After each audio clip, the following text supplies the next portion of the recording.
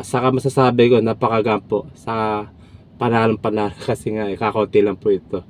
Saka malilit na box lang naman po ito. Yung iba magagang naman po itong buhatin. Baga kayang kaya. So pasisilip ko po sa inyo.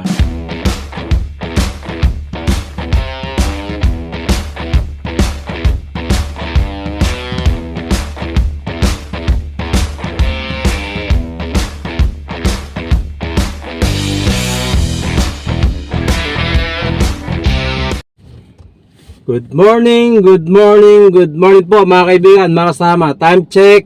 Yan, alas 7 po ng umaga.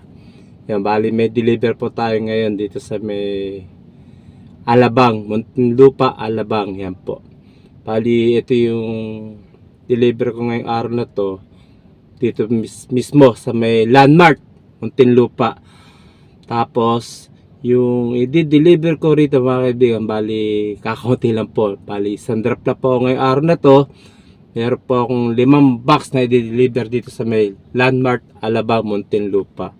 Yun po mga kaibigan. At syempre mga kaibigan, para makatahon ninyo, maniwala ko kayo na 5 box na po i-deliver ko rin sa may Landmark. So papakita ko pa sa inyo. Saka masasabi ko napakagampo sa panalo kasi nga kakaunti lang po ito.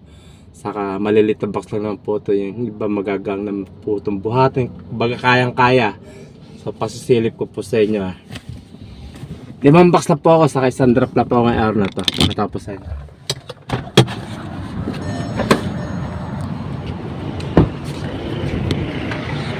Yan po. 5 box na. 1, 2, 3, 4, 5, 5 box na po i-deliver ko rito. So kayang buhatin po yan. Ito po. Ayan o. Nagagalaw ko. Okay.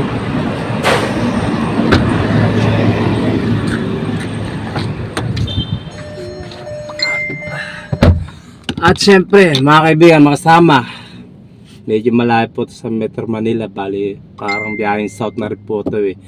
So Alabang, Muntinlupa. Ang ibabad sa akin dito ni Tracking mga kaibigan, nagkakalaga ng 1,850 pesos. Yan, 1,850 po ang ibabad sa akin dito ni Tracking.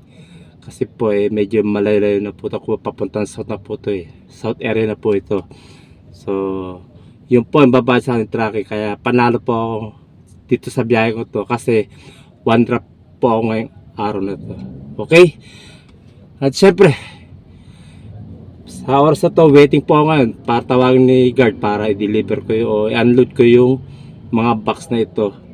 Saka kumbaga sa hakotan, isang hakot na po ng pushcart ko.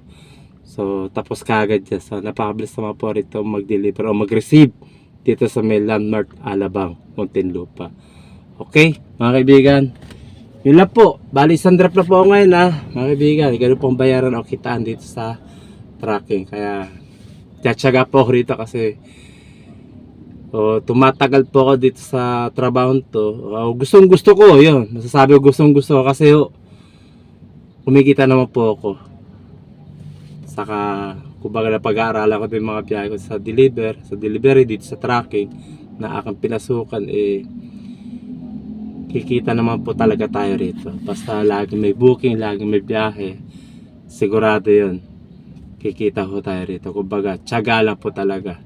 So dito sa Tracking kailangan din mahaba pasensya kasi yun, base sa aking experience pagka pipick up ka sa warehouse, hindi lang ikaw yung pumipick up, hindi lang isang tracking ang pumipick up sa warehouse. Marami po, mayroon 3, 4 tracking na klaseng tracking. Tapos marami din pong makakasabay na ikaw sa pag-pick up sa warehouse na mga ibang tracker din. May ibang sasakyan po, may Avanza, Adventure, may Innova, may Fortuner pa nga may Toyota Race, mga bago modelo, may mga van 800, may truck na 4-wheeler truck, 6-wheeler truck. Ano po ang ano rito? Kumbaga syempre bago ka tawagin, pipila ka talaga, first come first serve na may experience mo bago ka tawagin. May katagalan din po. May time din na po mabilis kapag ka nauna ka at wala pa ganong pila sa pag-pick up sa warehouse dito sa Tracking. Pero pang time na ganun mabilis. Pero yung masasabi ko, pag gusto pumasok ka rito, tiyagaan po talaga rin sa trabaho to kasi Nakakainip din maganda, di po ba? Kasi sa pag-pick up, bago ka tawagin o makargahan, meron kang minsan, mababalis ang oras. Minsan, 1.5, 2 hours. May 3 hours, 4 hours pa nga eh. Sa base sa aking experience, may time na 5 hours pa nga. Ganun po. Pero case to case lang po yun pagka nagkakaproblema sa warehouse. Kaya sa resibo, sa system po nila, tumatagal pa talaga ang pick up.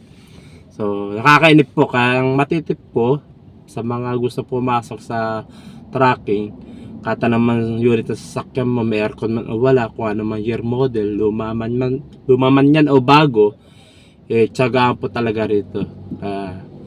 Yun po masasabi sa mga driver o meron sasakyan na gusto pumasok sa tracking. Yun po. Okay, yun lang po. Mabibigay ko sa inyo tip base sa aking trabaho sa tracking. Dito na aking pinasukan. Yun po. Okay? Mga kaibigan, mga kasama, inulit ko, Muntinlupa, Alabang, landmark. Ay babad sa akin dito ni Tracking 1,850 pesos. One drop. Kaya panalo pa. Bali, pagas lang ako 300 dito. Kasya na, sobra na po yan. Bali ka na po. Mula sa amin hanggang dito, o dito hanggang papawi. Sigurado, shoot na po yung 300. Kasya na po. Baka may sobra pa nga po yun eh. Okay? Mga kapwa ko driver ho dyan, mga kapwa sa tracking, lalo sa tracking, yan. Lagi po tayo mag-iingat sa ating mga biyahe. Tiyaga lang po talaga para sa pamilya. Okay? Para kumita ho tayo ng maganda. Keep safe and keep on driving.